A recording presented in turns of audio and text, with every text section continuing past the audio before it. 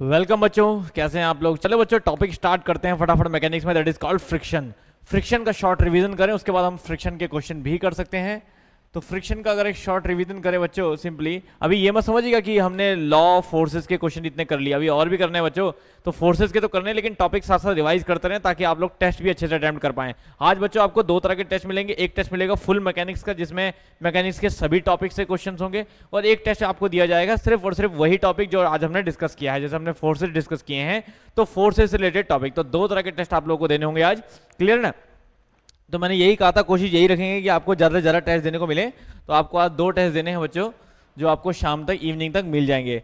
तो चलिए बच्चों, फ्रिक्शन की हम जब बात करते हैं तो हमें पता है, सिंपल सा एक रिवीजन देखें कि हमें पता है कि कोई भी दो बॉडी के आपस में कांटेक्ट में आने पे, कोई भी दो बॉडी के आपस में कांटेक्ट में आने पे क्या होता है, उनके बीच के जो भी माइनर से प्रोजेक्शंस हैं, उनके बीच में पार्टिकल्स में जो भी माइनर से प्रोजेक्शंस हैं, वो एक रेजिस्टेंस ऑफर्ड करते हैं, एक रेजिस्टेंस ऑफर्ड करते हैं, एक अवरोधक का काम करते हैं, जो कि हमारे मोशन के अगेंस्ट होता है। तो अगर मैं बॉडी को इसके ऊपर से खींचने जा रहा हूं, तो उसका जो छोटा छोटा सा पार्टिकल है, ठीक है ना, जो उभार सा है बॉडी के अंदर, जो भी छोटा सा माइन्यूट पार्टिकल, बहुत छोटा हो सकता है, सरफेस ऊपर से बिल्कुल प्लेन दिखाई दे, जैसे ये बोर्ड है, बोर्ड आपको बिल्कुल प्लेन दिखाई देगा, लेकिन अगर इसे देखें तो बहुत माइनर से पार्टिकल हैं, जिस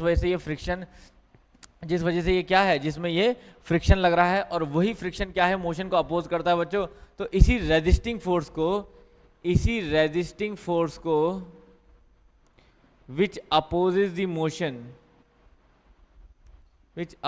द मोशन, उसी को हम लोग बच्चों फ्रिक्शन कहते हैं, ठीक है ना। और ये हमारे ऑब्वियस ही बात है, मोशन में हेल्प भी करता है और मोशन के अगेंस्ट भी रहता है। तो जनरली मोशन के तो अगेंस्ट है, लेकिन कुछ हमारे डिवाइसेस ऐसे हैं जिनमें हमें हेल्प करता है, जैसे हमारा क्लचेस वगैरह सिस्टम होता है, उनमें जो है इस तरह का फ्रिक्शन जो है वो हेल्प करता है। और आगे बात करें इस पे, तो बच्चों देखो, फ्रिक्शन में एक सबसे खास प्रॉपर्टी जो है ना, द यूनिक प्रॉपर्टी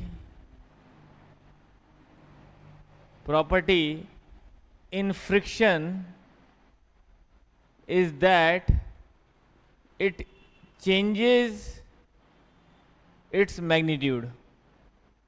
ये अपनी वैल्यू जो है बच्चों, अपना मान जो है वो चेंज करता है, किसके रिस्पेक्ट में, मैं changed its magnitude by changing applied force. Applied force अगर बदलेगा, ठीक है ना, अप्लाइड फोर्स अगर आपका बदलेगा, तो ये भी अपनी वैल्यू जो है वो बदल देगा। तो बच्चों होता क्या है कि जैसे कोई बॉडी है किसी सरफेस पे, ठीक है ना, दो कॉन्टैक्ट सरफेस हैं बच्चों, यहां पे याद रखिएगा, फ्रिक्शन के लिए हमेशा कॉन्टैक्ट सरफेस ही रिस्पॉन्सिबल है, ठीक है ना। Friction is only due to contact surface. तो जो दो सरफेस कॉन्टैक्ट में हैं, तो उन दो सरफेस के कॉन्टैक्ट में अगर हम कोई फोर्स लगाते हैं, तो फोर्स लगाने पे बॉडी जो है वो एक लिमिट तक, बॉडी के अंदर स्टैम्पिक फ्रिक्शन अवेलेबल है बच्चों, जिस फ्रिक्शन को हम लोग स्टैटिक फ्रिक्शन बोलते हैं।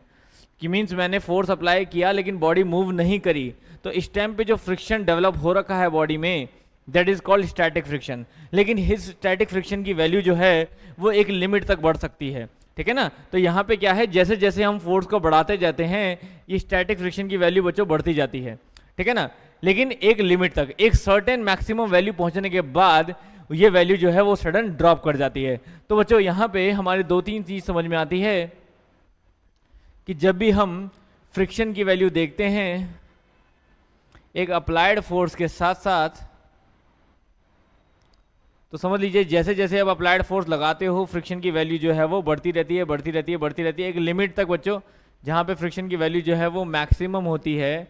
उस मैक्सिमम वैल्यू के बाद जो वैल्यू है, यहाँ पे बॉडी देखिए, यहाँ पे एक लिमिट तक पहुंचेगा, बॉडी नहीं हिलेगी, लेकिन जैसे ही इस वैल्यू के क्रॉस बॉडी करेगी, body tends to move, body move करना शुरू कर देगी। तो बच्चों जिस वैल्यू पे बॉडी मूव करना शुरू करती है वही फ्रिक्शन की सबसे मैक्सिमम वैल्यू कहलाती है, और उसी वैल्यू को हम लोग लिमिटिंग फ्रिक्शन बोलते हैं, ठीक है ना। तो लिमिटिंग फ्रिक्शन वो मैक्सिमम फ्रिक्शन है, वो मैक्सिमम स्टैटिक फ्रिक्शन है जहाँ पे body just tends to move, जहाँ पे body just try to move करना स्टार्ट करती है, तो उस वैल्यू को हम लोग लिमिटिंग फ्रिक्शन की वैल्यू बोलते हैं। और उसके बाद जो है वैल्यू, जैसी बॉडी मूव करना शुरू करती है तो फ्रिक्शन की वैल्यू जो है वो ड्रॉप करती है, और उसके बाद एक कांस्टेंट वैल्यू पे चलती रहती है।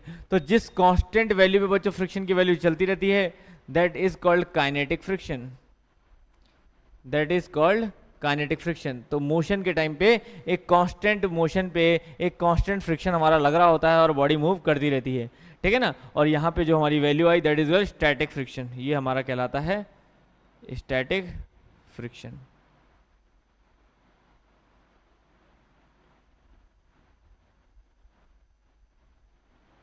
समझे बच्चों बात? तो ये होगा हमारा स्टैटिक फ्रिक्शन। तो स्टैटिक फ्रिक्शन और ये काइनेटिक फ्रिक्शन और दिस इज और लिमिटिंग फ्रिक्शन। तो इस तरह से बच्चों जो है हमारा ये ग्राफ सामने दिखाई देता है। क्लियर है? समझ आएगी बात? तो यहाँ पे फ्रिक्शन के 3 टाइप हुए बच्चों, static, limiting and kinetic friction. तो हम अगर बात करें तो लिमिटिंग जो फ्रिक्शन है, लिमिटिंग जो है वो सबसे बड़ी वैल्यू है फ्रिक्शन की, ठीक है ना। स्टैटिक कंटिन्यू बढ़ता रहता है आपका, स्टैटिक जो है वो इंक्रीजिंग होता है कब तक? लिमिटिंग तक, ठीक है ना। तो लिमिटिंग से कम कम पूरा स्टैटिक होगा, ठीक है ना। और उसके बाद इनसे कम जो है वैल्यू वो एक काइनेटिक फ्रिक्शन की होती है वैल्यू, तो वो काइनेटिक जो है वो कांस्टेंट बनी रहती है। क्लियर है? समझ आ गई बात? तो ये थे हमारा बच्चों फ्रिक्शन के टाइप, ठीक है ना बच्चों। बाकी आपको पता ही है, जैसे कि हमारी कोई सरफेस हमने लिया, उस पर हमने कोई बॉडी रखी। अब हमेशा फ्रिक्शन के साथ आप याद रखिए फ्रिक्शन का फ्री बॉडी डायग्राम आपको बनाना आना चाहिए, ठीक है ना, तभी आप फ्रिक्शन के क्वेश्चन सही से कर पाओगे। तो हमेशा याद रखिए फ्रिक्शन हमारा हमेशा किस तरह लगता है, क्या लगता है बच्चों, इसके लिए प्रॉपर एक लॉ बने हुए हैं। तो that law is called law of coulomb friction. तो पहले मैं आपको लॉ ऑफ कूलम्ब फ्रिक्शन के बारे में बताता हूँ, उसके बाद हम बात करते हैं कि कैसा इसका फ्री बॉडी डायग्राम होगा। तो बच्चों क्या कहते हैं लॉ, आइए देखते हैं। तो बच्चों इस लॉ की सबसे मेन कंडीशन है वो ये है कि ये लॉ जो है कूलम्ब फ्रिक्शन का, ठीक है ना, ये ओनली फॉर ड्राई सर्फेसेस के लिए है। तो ये तभी लॉ एप्लीकेबल है when the surfaces are, when the surfaces are dry, ठीक है ना। तो याद रखिएगा वेट सरफेस के लिए ये लॉ नहीं है, ये सिर्फ ड्राई सरफेस के लिए है, ड्राई कॉन्टैक्ट सरफेस के लिए ये लॉ है। तो ऐसे में इसके इसलिए इसको प्रिंसिपल ऑफ ड्राई फ्रिक्शन भी बोलते हैं, प्रिंसिपल ऑफ ड्राई फ्रिक्शन भी बच्चों इसे बोलते हैं। तो लॉ बड़े सिंपल से हैं, जैसा ये कहता है कि फ्रिक्शन जो है हमेशा कोई 2 कॉन्टैक्ट सरफेस के बीच में जब लगता है, ठीक है ना, तो फ्रिक्शन हमेशा ही क्या है, अगर आप जिस डायरेक्शन में फोर्स अप्लाई कर रहे हो हमेशा फ्रिक्शन जो है, तो मैं फोर्स को पी से दिखा देता हूँ, जिस डायरेक्शन में आप फोर्स अप्लाइड कर रहे हो फ्रिक्शन हमेशा उसके अपोजिट डायरेक्शन में लगेगा, पहला। तो ये भी इस लॉ का पॉइंट है। दूसरा वो कहता है कि जब तक फ्रिक्शन की वैल्यू लिमिटिंग तक नहीं पहुंचती है, तो मतलब बॉडी नहीं हिल रही है, इसका मतलब तब तक जो है applied force equals to friction force होता है, ठीक है ना। तो मतलब बिफोर लिमिटिंग, लिमिटिंग में पहुंचने से पहले, मतलब बॉडी के मूव होने से पहले applied force is equal to friction force होता है, ठीक है ना। और आफ्टर जैसी लिमिटिंग पे पहुंचा, आफ्टर लिमिटिंग जो है अप्लाइड फोर्स जो है उसके कंपेयर में फ्रिक्शन फोर्स जो है वो कम हो जाता है। तो फ्रिक्शन फोर्स जो है वो कम हो जाता है अप्लाइड फोर्स के कंपेयर में, अप्लाइड फोर्स से मोशन जो है वो होता रहता है। तो ये सब पॉइंट्स बच्चों इसी के हैं। दूसरा पॉइंट वो यहाँ पे कहता है कि जब बॉडी मूव करना स्टार्ट होती है तो उस टाइम पे डायनेमिक फ्रिक्शन जो रोल प्ले करता है, जिसको हम काइनेटिक फ्रिक्शन भी बोल रहे हैं, तो जैसे ही बॉडी मूव करना स्टार्ट होती है तो डायनेमिक फ्रिक्शन रोल प्ले करता है आपका, और वो हमेशा लेस देन क्या है, लिमिटिंग फ्रिक्शन से लेस देन है, ठीक है ना। और एक कांस्टेंट रेशियो बना के चलता है बच्चों, वो कांस्टेंट रेशियो किस के बीच में, फ्रिक्शन फोर्स और नॉर्मल रिएक्शन के बीच में, और उसी कांस्टेंट रेशियो को हम लोग कोफिशिएंट ऑफ डायनेमिक फ्रिक्शन भी कहते हैं, जिसको हम लोग म्यू से दिखाते हैं, ठीक है ना। तो यहाँ पे अब मैं इसके हिसाब से इसका फ्री बॉडी डायग्राम देखूं बच्चों किसी भी हमारे फ्रिक्शन फोर्स का, तो याद रखिएगा जब भी कोई फ्रिक्शन फोर्स आप बनाओ तो कुछ लॉ बड़े सिंपल हैं कि जब भी आप बनाओ तो 2 कॉन्टैक्ट सरफेस के बीच में हमेशा फ्रिक्शन फोर्स बनेगा। तो सबसे पहले आपका बॉडी का खुद का वेट, ठीक है ना, खुद का बॉडी का वेट वो डाउनवर्ड आएगा, उस वेट को संभालने के लिए जो रिएक्शन लग रही है बच्चों वो रिएक्शन एन ऊपर आएगी, हमेशा आपको बनाना है।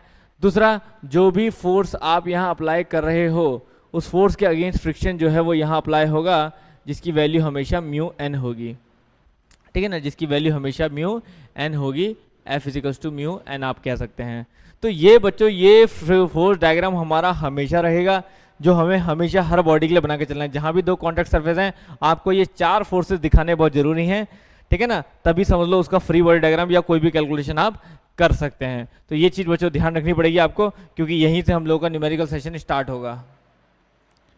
तो बच्चों आपके न्यूमेरिकल पॉइंट ऑफ व्यू से जो चीज़ें इंपॉर्टेंट है वो मैं बता रहा हूँ क्वेश्चन पॉइंट ऑफ व्यू से। तो यहाँ पे कुछ केसेस याद रखिए बच्चों, जैसे प्लेन सरफेस, मैंने बोला प्लेन सरफेस पे बॉडी इस तरह से है तो आपको हमेशा नीचे W बना देना है, ऊपर नॉर्मल रिएक्शन बना देना है, इधर अप्लाइड फोर्स बना देना है, और उसके अगेंस्ट इधर जो है वो फ्रिक्शन फोर्स F = μN बना देना है। ये चीज़ आपको हमेशा ध्यान रखनी है। जैसे ही सेम जब हम सरफेस को इस तरह से लें कि मान लीजिए यहाँ पे कोई बॉडी है और ये दो बॉडी है बच्चों, A बॉडी और उसी के ऊपर है कोई बॉडी B, ठीक है। B बॉडी को हमने यहाँ से बांधा हुआ है, ठीक है, ऐसा क्वेश्चन भी हमने कराया था, और A बॉडी को मान लीजिए हम यहाँ से खींच रहे हैं P फोर्स से। तो बच्चों ऐसे में इसके फ्री बॉडी डायग्राम भी बहुत जरूरी है बनाने, क्योंकि ये क्वेश्चन भी बड़ा कॉमन सा देखने को मिलता है। तो आपको हमेशा ध्यान रखना है बच्चों, जब मैं बॉडी B बना रहा हूँ तो देखो बॉडी B बना रहा हूँ, फ्री बॉडी डायग्राम में क्या आएगा, ये रही आपकी बॉडी B। बॉडी B का अपना वेट ये आएगा बच्चों, बॉडी B का अपना वेट आएगा और उसकी एक अपनी नॉर्मल रिएक्शन आएगी, ठीक है ना। यहाँ पे बॉडी पे लग रहा है एक टेंशन फोर्स T, वो आएगा, और एक दोनों के बीच में लगने वाला फ्रिक्शन फोर्स, ठीक है। तो आप टेंशन फोर्स इधर खींच रहे हो तो यहाँ पे दोनों के बीच में लगने वाला एक फ्रिक्शन फोर्स जो आएगा ही आएगा। तो ये रहा बच्चों free body diagram of body B। अब ऐसे यहाँ पे हम बोले बॉडी A, तो बॉडी A के लिए क्या डायग्राम होगा बच्चों, तो देखिए ये बनाई हमने बॉडी A। बॉडी A में पहले तो एक अप्लाइड फोर्स लग रहा है P, उसको हमने बना दिया।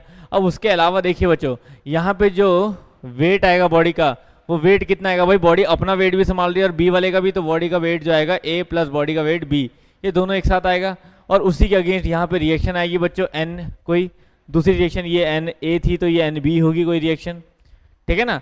और यहाँ पे फ्रिक्शन फोर्स क्या होगा, तो बच्चों ध्यान रखना है आपको कि जहाँ जहाँ पे दो कॉन्टैक्ट सरफेस है उनके बीच में फ्रिक्शन फोर्स लगेगा। अगर आप ऐसे खींच रहे हो बॉडी को तो फ्रिक्शन फोर्स अपोजिट डायरेक्शन में लगेगा, लेकिन कहाँ कहाँ, एक सरफेस है, दो इधर दो कॉन्टैक्ट सरफेस, एक कॉन्टैक्ट सरफेस यहाँ पे बच्चों A और ग्राउंड के बीच में, तो A और ग्राउंड के बीच में एक है तो आपको एक फ्रिक्शन फोर्स यहाँ बना देना है, ठीक है ना, एक फ्रिक्शन फोर्स आपको यहाँ बना देना है। और एक है, ठीक है ना, तो ये हो जाएगा μNB। और एक है किस किस के बीच में, A और B के बीच में, तो A और B के बीच में भी जो है क्या है, फ्रिक्शन फोर्स है बच्चों, क्योंकि दो कॉन्टैक्ट सरफेस यहाँ भी है तो इस वाले डायग्राम में दो आपके फ्रिक्शन फोर्स आ जाएंगे यहाँ पे। तो बच्चों देख रहे हो आप, तो यहाँ पे दो जगह से कॉन्टैक्ट में होने की वजह से दो फ्रिक्शन फोर्स यहाँ पे आए हैं जब हम किसी P फोर्स से यहाँ पे खींच रहे हैं। तो बस बच्चों आपको यही चीज़ ध्यान रखनी है, ठीक है ना। ये वाला फ्रिक्शन फोर्स में नॉर्मल रिएक्शन आएगी वो ऊपर वाली बॉडी की आएगी जिसकी वजह से वो लग रहा था। तो इस तरह से आप किसी भी क्वेश्चन को सॉल्व कर सकते हो। बस वही है कि आपको तीन चार चीज़ें बनानी है, बॉडी का अपना वेट, उस पर अप्लाइड फोर्स, उसकी नॉर्मल रिएक्शन और एक फ्रिक्शन फोर्स। ये चार चीज़ें आप कहीं पर भी बनाते हो तो हमेशा ध्यान रखो, कहीं पर भी कोई फ्रिक्शन का क्वेश्चन आता है आपको ये चार चीज़ें ड्रॉ करनी ही है। क्या दोबारा दोहरा रहा हूँ, सबसे पहले उसका वेट, उसके अगेंस्ट लगने वाली नॉर्मल रिएक्शन। वेट हमेशा परपेंडिकुलर ही आएगा बच्चों, बॉडी कैसी भी होगी वेट हमेशा स्ट्रेट लाइन नीचे आएगा, ठीक है ना। तो कुछ चीज़ें और ध्यान रखो कि वेट हमेशा स्ट्रेट डाउनवर्ड ही आता है, ठीक है ना। इसको आप कोई टेढ़ा मेढ़ा, बॉडी चाहे कैसी भी रखी हो, बॉडी सीधी रखी हो, बॉडी टेढ़ी रखी हो, बॉडी वॉल पे ऐसे रखी हो, कुछ भी रखी हो बच्चों, वेट ऑलवेज डाउनवर्ड, स्ट्रेट नीचे, ठीक है ना। वेट हमेशा स्ट्रेट नीचे ही आएगा। सेकंड आपको ध्यान रखना है कि नॉर्मल रिएक्शन हमेशा परपेंडिकुलर टू दी सरफेस ही आएगी, सरफेस के परपेंडिकुलर। तो जैसे हमने बोला वेट तो हमेशा डाउनवर्ड ही आएगा, चाहे कैसे भी लगे, डाउनवर्ड स्ट्रेट डाउनवर्ड ही आएगा, चाहे वो इंक्लाइंड बॉडी हो कुछ हो, वेट डाउनवर्ड नीचे। लेकिन नॉर्मल रिएक्शन जो है जैसा सरफेस उसके परपेंडिकुलर, अगर सरफेस ऐसे है तो नॉर्मल रिएक्शन ऐसे ही आएगी, अगर सरफेस ऐसे है तो नॉर्मल रिएक्शन इसके परपेंडिकुलर ऐसे ही आएगी, ठीक है ना। तो जैसा सरफेस वैसी नॉर्मल रिएक्शन हमेशा परपेंडिकुलर ही रहेगी, ठीक है ना बच्चों। ये चीज़ें बातें समझ में आई हो आपके, ठीक है ना। तो ऐसे ही आप हमेशा बनाएं किसी भी तरह के केस में, क्योंकि उसके बाद हम क्वेश्चन कर सकते हैं, इसलिए मैं सारे फंडे पहले ही क्लियर कर दे रहा हूँ यहाँ पे। तो याद रखिए बच्चों, हमेशा फ्रिक्शन का जैसे ही क्वेश्चन आता है, मैंने आपको क्या बोला, चार चीज़ें हमेशा ड्रॉ करनी है। तो ऐसे ही सेम आप कोई लैडर वाला केस लोगे, कोई लैडर है, ठीक है ना, तो ये आपकी वॉल होगी और ये आपका फ्लोर होगा। तो वॉल और फ्लोर के बीच में अगर कल के दिन कोई लैडर होगी तो आपको ध्यान रखना है बच्चों, अगर लैडर भाई लैडर स्लिप कहाँ होगी, इधर को स्लिप होगी ना, तो हमेशा लैडर का मोशन ऐसे होगा, ऐसे। तो ऊपर से लैडर नीचे जाना चाहती होगी और नीचे से इधर लेफ्ट साइड में जाना चाहती होगी। तो बस बच्चों आपको फ्रिक्शन भी हमेशा वैसे ही बनाना है। सबसे पहले क्या, लेडर इस सरफेस पे टिकी हुई है तो लेडर का अपना वेट है वो डाउनवर्ड एज का ऐसा नीचे आएगा, तो एक हमने बोला था वेट। अब उसके बाद है नॉर्मल रिएक्शन। नॉर्मल रिएक्शन कहाँ है, अब सरफेस कहाँ कहाँ पे टच हो रहा है, यहाँ पे भी और यहाँ पे भी, तो नॉर्मल रिएक्शन दोनों जगह से आएगी बच्चों। हमने क्या बोला था, नॉर्मल रिएक्शन हमेशा परपेंडिकुलर टू सरफेस। सरफेस ऐसे है तो this will be the normal reaction, surface यहाँ पे ऐसे है तो इसकी परपेंडिकुलर नॉर्मल रिएक्शन। समझ गए। तीसरी चीज़ हमने बोली थी अप्लाइड फोर्स। तो अगर कोई आदमी यहाँ पे बैठा हुआ है तो उसके वजह से सीढ़ी खिसक सकती है, तो उसको वेट भी बनाएंगे। लेकिन अगर अपने वेट की वजह से खिसक रही है तो फिर वो आपको अप्लाइड फोर्स बनाने की जरूरत नहीं है। क्लियर, तब ये डब्ल्यू आ गया। ठीक है ना। लास्ट चीज़ हमने क्या बोलती है बच्चों, फ्रिक्शन फोर्स। तो फ्रिक्शन फोर्स क्या है, अब देखो ये ऐसे जाने की वजह से सीढ़ी इधर जा रही है तो फ्रिक्शन फोर्स इधर लगेगा, म्यू N2। अगर बॉडी ऊपर से नीचे आ रही है, क्योंकि स्लिप होगा तो बॉडी ऊपर से नीचे आएगी, तो नीचे आएगी तो फ्रिक्शन फोर्स ऊपर को लेगा, म्यू N1। तो बच्चों बस यही है, बाकी कोफिशिएंट ऑफ फ्रिक्शन अलग अलग होंगे, वॉल के अलग, फ्लोर के अलग, तो म्यू1 और म्यू2 कर सकते हैं आप, म्यू1 और म्यू2 कर सकते हैं। ठीक है ना। तो म्यू1 N1 और म्यू2 N2। तो बच्चों ये है बेसिक से कंसेप्ट जहाँ से हम आप लोगों को फ्री बॉडी डायग्राम बनाना आना चाहिए। बस 4 चीज़ें हमेशा हर डायग्राम में आपको बनानी है। तो बस 4 चीज़ें सही बना लोगे तो कोई दिक्कत नहीं आएगी। लास्ट केस में समझाता हूँ बच्चों, उसके बाद आप डिफरेंट केस में कराऊंगा। लास्ट केस समझ लीजिए, वो है इंक्लाइंड प्लेन का। तो किसी भी इंक्लाइंड प्लेन पे अगर हमारा बॉडी हो तो यहाँ फ्री बॉडी डायग्राम कैसे बनेगा बच्चों, क्या बोला था आपको। सबसे पहले तो अप्लाई वेट, तो वेट सीधा नीचे डाउनवर्ड, चाहे बॉडी कैसी भी हो। रिएक्शन सरफेस के परपेंडिकुलर, तो ये रही रिएक्शन ना। अब आप बॉडी को ऊपर खींच रहे हैं तो अप्लाइड फोर्स ये आ गया, अप्लाइड फोर्स ये आ गया, तो उसके अगेंस्ट फ्रिक्शन जो है वो ये आ गया बच्चों। तो ये हमेशा हमारा डायग्राम रहेगा इंक्लाइंड के लिए भी। तो यहाँ पे आप बस एक चीज़ ध्यान रखो, अगर ये मैं एंगल अल्फा लेता हूँ बच्चों, तो याद रखिए ये एंगल अल्फा है, तो ये एंगल हमेशा हमें पता होना चाहिए कितना होगा। ठीक है ना, ये एंगल का हमें हमेशा पता होना चाहिए। तो आप खुद ही दिखाएं कि ये एंगल अल्फा है, तो बताओ ये एंगल कितना हुआ, ये भी अल्फा हुआ। भाई ये एंगल अल्फा है तो ये एंगल भी अल्फा ही होगा, और ये अल्फा है। ठीक है ना। अब देखो ये अल्फा है, ये पूरा 90 है। ठीक है ना। अब आप यहाँ पे किसी से भी अंदाज़ा लगा सकते हैं बच्चों, ये अल्फा है तो क्या हुआ, ये भी अल्फा हुआ। मैं आपको अलग से दिखाया था डायग्राम, इसमें कन्फ्यूजन होगा। इतना समझ गए ना। अब देखो मैं आपको बताने वाला हूँ कि यहाँ पे ये एंगल हमेशा कितना होगा बच्चों, इस चीज़ का ध्यान रखो, तभी आप रिजॉल्व कर पाओगे, नहीं तो फिर दिक्कत आएगी। समझिए अब बात को। ठीक है ना बच्चों। तो मैं आपको यहाँ पे अलग से डायग्राम बना के बता देता हूँ कि अगर हम क्या कह रहे हैं, ये एंगल हमारा अल्फा है, तो जो वेट यहाँ से डाउनवर्ड जा रहा है, ठीक है ना, तो अगर मैं यहाँ पे लाइन खींचूँ तो ये भी अल्फा हुआ मतलब। ठीक है ना। और ये क्या है, हमारी नॉर्मल रिएक्शन। आपको इसके अलाउंग बच्चों ये एंगल चाहिए ना, तो अब देखो ये अल्फा है। ठीक है ना भाई, ये अल्फा हुआ तो ये अल्फा हुआ, तो ये क्या हुआ भाई, ये 90 है तो ये 90 माइनस अल्फा हुआ। अब ये 90 माइनस अल्फा तो ये पूरा 90 है, ये पूरा 90 है, तो ये 90 माइनस 90 माइनस अल्फा मतलब ये अल्फा। तो बच्चों याद रखना है, जितना एंगल ये इंक्लाइन प्लेन का होता है उतना ही एंगल यहाँ पे अल्फा ये रहता है। तो इसको भी झट से आप बना देंगे अल्फा। ठीक है ना, ताकि आप वेट को जब मर्जी रिजॉल्व कर सकें, इसके अलाउंग और इसके अलाउंग।